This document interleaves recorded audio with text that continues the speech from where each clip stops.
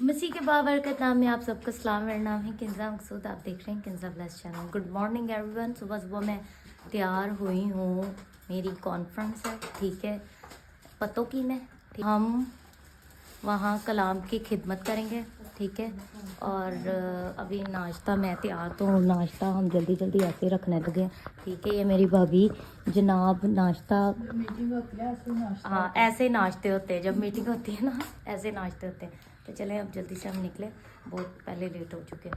ये चाय, मैं इस चाय को बोतल में डालूंगी और फिर लेट्स गो। तो हम सफ़र पर जाने के लिए निकल चुके हैं। ये सब हमने दुआ वगैरह भी कर ली है। अब मैं बाइबल वगैरह एक बार फिर से ज़रा रीड कर लूँ, देख लूँ, ठीक है।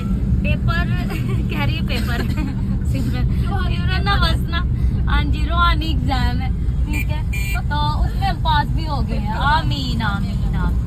तो हाँ जी, अब हम गुफ्तगू करने लगे हैं बाइबल के मुतालिक, तो फिर आपसे मिलते हैं, ठीक है।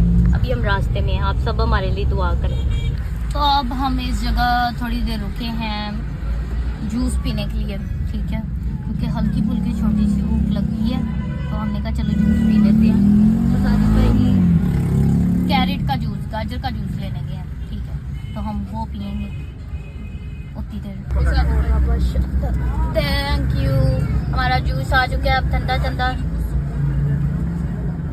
हाँ यार कितना मजे का लग रहा है जूस, ठंडा ठंडा। सर्दियों में ठंडा ठंडा बड़ा मजा का लग रहा है। सर भी आपने नहीं पिया? सर भी आपने नहीं पीना? अच्छा अच्छा अच्छा, सादे के पीछे मैं कह रही साजिद भाई क्यों नहीं पी रहे? सादे बड़ा मजे का लग रहा है ठंडा ठंडा। चलो हाँ, इसलिए तो इधर चलो चले हम जल्दी से। हर एक चीज को तो नंबर दिए, लेकिन उन्होंने कहा कि खुदावंद को हम 0 नंबर देते हैं, क्योंकि उसने कोई काम नहीं किया हमारे लिए। जब उन्होंने खुदावंद का मजाक उड़ाया तो अगले ही दिन वहां पर आग इस कदर लगी कि 3-4 हमें पिक करने के लिए पास्टर साहब आए हैं, ठीक है, और साथ में पुलिस की गाड़ी भी। तो हम खुदावंद की खिदमत के लिए जा रहे थे, ठीक है। तो हमारी गाड़ी थोड़ी सी ख़राब होगी, इशू आ गया। और जिस दिन की ये मीटिंग मेरी अरेंज हो रही है, ठीक है, कभी मीटिंग डिले हो जाती है, कभी कुछ लानती वो जो शैतान है, कभी कोई रुकावट डालने की कोशिश करता, कभी कोई रुकावट, और अभी गाड़ी ख़राब होगी, ठीक है। और मैंने मीटिंग पे पहुंचना, चलें खुदावंद ले जाएंगे, ठीक है। ये भी एक गवाही होती है कि खुदावंद आपको इतनी ज़्यादा मुश्किलों में से निकाल कर फिर भी उस स्टेज पे खड़ा करेगा। तो खुदावंद के नाम को इज़्ज़त और जलाल देना चाहिए हर एक चीज़ में, हर एक बात में खुदावंद की मर्ज़ी होती है। तो चलें अभी चलते हैं, तो फिर आपको दिखाते हैं। और ये जो हमारी कैमरा मैन है, हमारी भाभी एज आ व्लॉगिंग आज थोड़ी सी भाभी करेंगी, भाभी दिखाएंगी आपको, ठीक है, क्योंकि मैंने फिर वो उधर प्रीच करना है। तो चुप कर जा, इतनी तो हम लाल बोल दे हो तो पीछे ना अपना ये भी डाले, लोगों को पता चले। बहन चुप करो। हाँ तो क्या कह रहे थे? प्रीच करना, जब हम प्रीच करेंगे, मतलब मैं प्रीच करूँगी जब, तो फिर मैं तो वीडियो नहीं बना सकती, ठीक है। तो फिर भाभी वीडियो थोड़ी थोड़ी बनाएगी और आपको दिखाएगी, आप देखें और कलाम को भी कलाम को सुने और बरकत को हासिल करें, और हमारे लिए दुआ करते रहें। Thank you so much. अब उधर पहुंच के आपको मिलते हैं। ये हमारी गाड़ी प्रिपेयर हो रही है, ठीक है, और खुदा के खादम भी साथ लगे हुए हैं हमारी गाड़ी ठीक करने में। तो मुझे समझ नहीं आ रही कि मुझे इतनी एक्साइटमेंट है ना कि मुझे है कि मैं इन सबको छोड़ के ना बस उधर पहुंच जाऊं दुआ पे, ठीक है। I am very excited.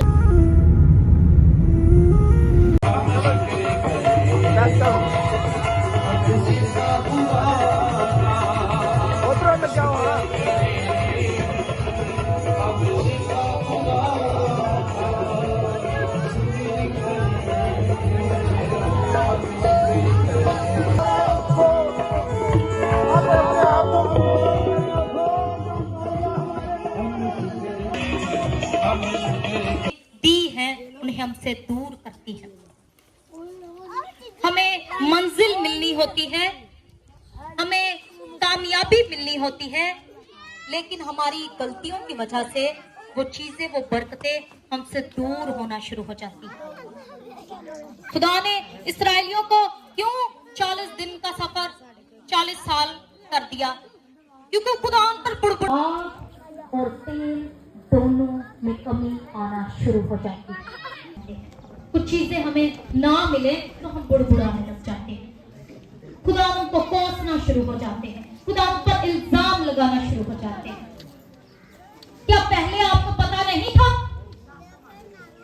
जब खुदावन आपसे कह रहा था कि ये ना कर, ये गुनाह है, तो नहीं दे।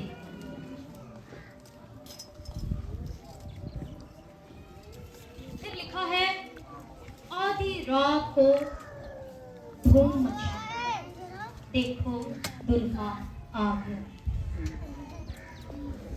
अब वो जो 10 कवारियां थी, दुल्हे ने जब देर की, यीशु जब देर करेगा तो सब सो जाए, कलीसिया सो जाए, लेकिन जिनमें पाक रूह है, जब वो आवाज को सुनेगी खुदा के आने की, तो वो दोबारा से अपने आप को ठीक करना शुरू हो जाएगी।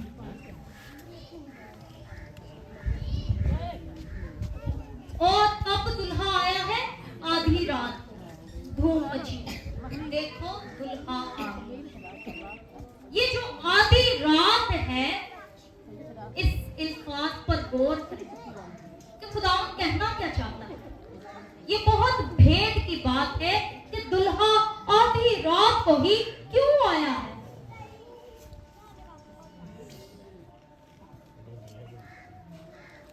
आपको पता है, खुदावन जब आदम और हवा से मिलने आता था तो वो चौथे पहर आधी रात को ही आता था। चौथा पहर क्या बनता है? 3 से 6।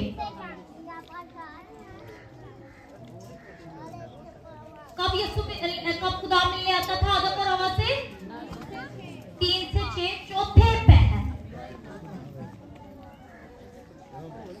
और इस चौथे पहर में ही, इस आधी रात में ही खुदा ने इस्राएलियों को मिस्र से निकाला। इस आधी रात को ही खुदावन ने बहरे कुलसम 2 हिस्से किया। इस आधी रात को ही यीशु पैदा हुआ था। इस आधी रात को ही खुदावन ने मिस्रियों के पिल्लाठों को मार दिया था। इस आधी रात को ही यीशु पैदा हुआ था। इस आधी रात को ही यीशु दोबारा जी उठा था, और इस आधी रात को ही वो फिर से आएगा। आप समझ रहे हैं कि खुदावन ने हमेशा एक ही वक्त क्यों चुना?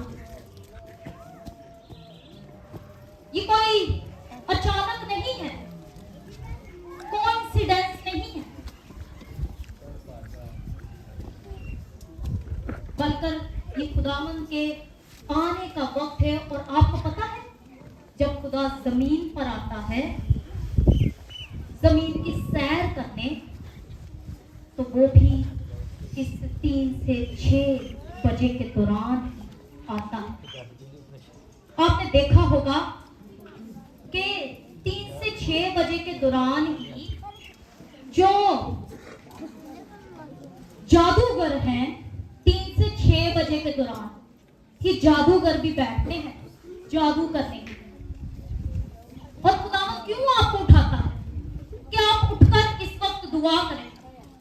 इस वक्त ही आपको पता है यीशु दुआ करते थे, और खुदावंद इस वक्त ही आपकी आंख एकदम से खुल जाती है। हुआ कभी किसी के साथ 3 बजे 4 बजे एकदम से आंख खुल जाती है, और फिर उसके बाद आपको नींद नहीं आती? क्यों? खुदावंद का फरिश्ता उन लोगों को हिलाता है, उठो दुआ करो। क्यों हिलाता है पता है आपको? क्योंकि उन लोगों के लिए इब्लीस की फौजें उस वक्त काम करती होती हैं। जादूगर आपके लिए जादू करने के लिए बैठे होते हैं, लेकिन जब उस तरफ जादू होता होगा और इस तरफ आप सोए होंगे तो मुझे बताएं आप किस तरह से लड़ेंगे। लेकिन अगर उस तरफ जादू हो रहा है और इस तरफ भी आप बैठकर दुआ कर रहे हैं तो फिर आप लड़ सकते हैं, क्योंकि खुदा से बड़ा कोई नहीं है।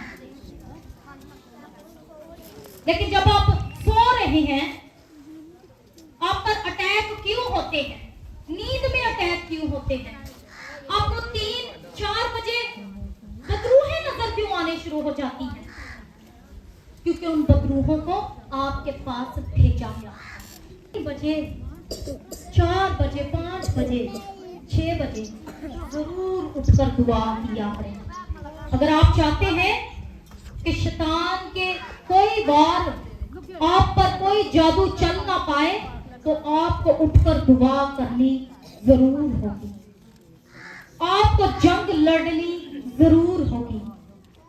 जब वो वहां से इब्लीस के फरिश्तों को भेजेगा तो आप इधर से खुदा के फरिश्तों को भेज सकते हैं।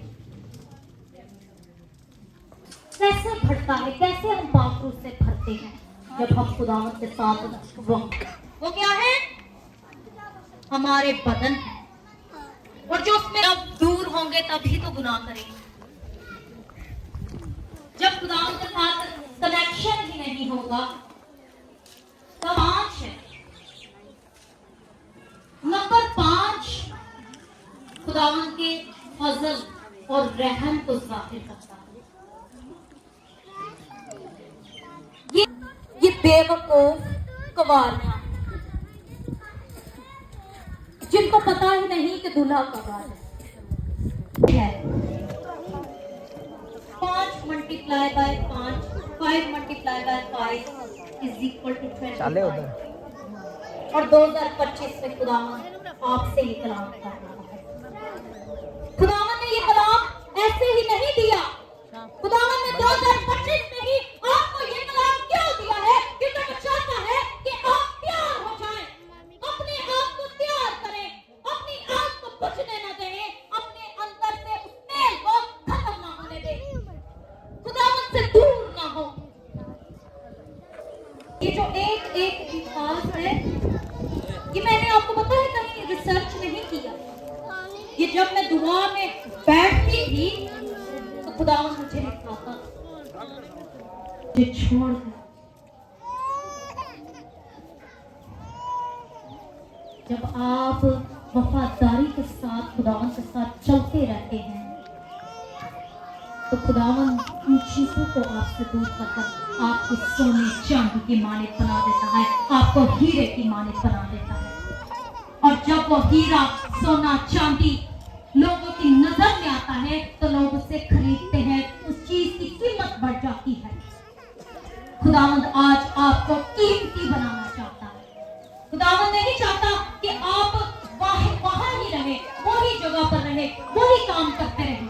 खुदावंद आपको उस चीज में से निकालकर खूबसूरत बनाना चाहता है, बाजार में लेकर जाना चाहता है ताकि अच्छा खरीदार उसे खरीदे, ताकि आप खूबसूरत बन जाएं। जब हम इन चीजों को बर्दाश्त कर लेते हैं तब हमें बर्दाश्त, सब्र, हलीमी जो कि 9 रूह के फलों में से है, वो चीजें आना शुरू हो जाती है, फल लगना शुरू हो जाता है।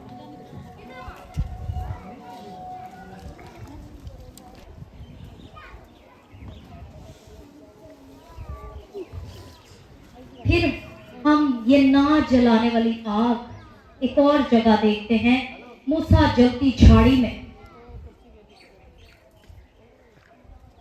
मूसा जब पहाड़ पर जाता है तो वहां एक झाड़ी जलती होती है। वो देखता है कि ये झाड़ी जल नहीं रही, लेकिन इसमें आग लगी हुई है। ये जलकर भस्म क्यों नहीं हो जाती, ये खत्म क्यों नहीं हो जाती?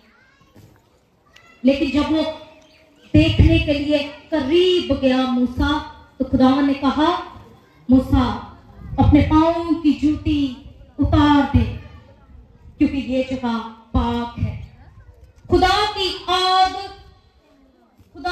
आग जो है वो नापाक चीजों को पसंद नहीं करती।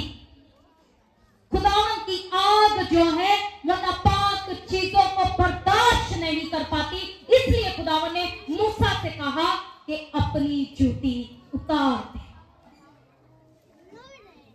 के अंदर होगा कि मैं किसी ना किसी को खुदावन के बारे में बता दूं, किसी को बचा लूं। लेकिन अगर आप कहते हैं कि नहीं नहीं मेरे अंदर खुदावन की आग है, लेकिन आप दूसरों को कलाम सुनाते, शर्माते हैं, नहीं सुनाते, तो फिर आपके अंदर दुनिया की हर एक चीज हो सकती है, लेकिन खुदा की आग नहीं हो सकती। खुदावन का कलाम हथौड़े की मानित है, जो कि आज आपके पत्थर दिलों को तोड़ने वाला है। खुदावन का कलाम उस हथौड़े की मानित है जो आपकी मजबूत चट्टानों को आज तोड़ने की कुदरत रखता है। जब तक आग जलती रहती है सबको फायदा मिलता है। जब तक आग जलती रहती है सबको फायदा मिलता है, लेकिन जब वो आग बुझ जाती है, राख बन जाती है, तो अपनी हवा की मालिक आता है और उसे उड़ा ले जाता है। जब आप नए नए खुदावंत में आए होते हैं और पुराने हो जाते हैं और कुछ लोग खुदावंत को छोड़ देते हैं, तो वो क्या होता है, उनके अंदर से आग बुझ जाती है, वो राख की मालिक बन जाते हैं। और जब कभी भी इब्लीस आएगा, हवा की मालिक उस राख को उड़ा ले जाएगा। इसलिए मेरे बहन भाइयों, कभी इस कलाम की आग को, खुदावन की मोहब्बत की आग को अपने अंदर से बुझने ना दें, क्योंकि जिस दिन ये बुझ गई, इब्लीस धाक लगाए बैठा है शेर बब्बर की तरह कि कब फाड़ खाऊं। वो आपको तबाह करने के लिए हर वक्त दरवाजे पर बैठा होता है कि कब मैं इसको तबाह बर्बाद करूं।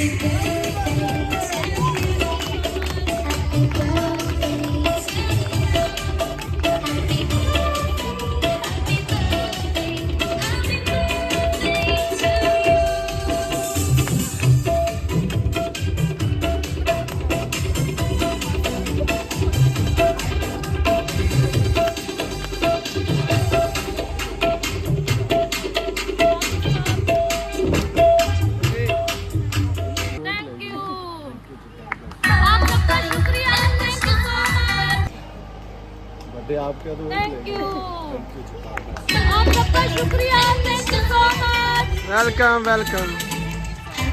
और तेरी बरकत चाहते हैं यीशु मसीह के नाम में, आमीन। फाइनली मीटिंग बहुत अच्छी आई और मीटिंग ख़त्म हो चुकी है।